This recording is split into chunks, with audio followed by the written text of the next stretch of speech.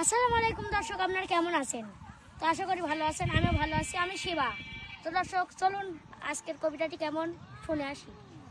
আমার আর হলো না বিয়া, চুল পাই গেল ভাবিয়া ভাবিয়া, পাকা চুল কাছে করি কলম দিয়ে, আর বুঝে হয় না আমার বিয়া। ওই কলমের ভাদু ভাই দিচ্ছে মাথার ঢাই, আমার আর সম্মান নাই। এখন ভাদু করছে বিয়া, আমি এখন বাজার যাই কোন মুখ নিয়ে। তবে একবার মেয়ে দেখতে গেছে না হোলায় গাড়ি, মেয়ের মা করতে বড়ই পাই গিয়েছে দাড়ি। আমি কোনো তাহলে কি দেখাবেন নারী, ঘুরেই যাবো বাড়ি, পারবো না দিতে শাড়ি। এখন মিয়া দেখেছে আমার জানলা দিয়ে, করতে বুড়ার সাথে হবো না বিয়া।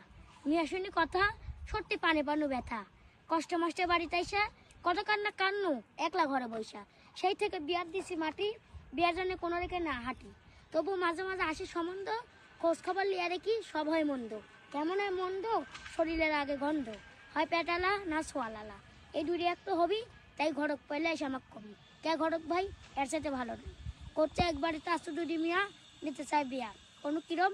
করছে ছোটদা পড়ছিল ধরা, বড়দা ভাতার ছিঁড়া।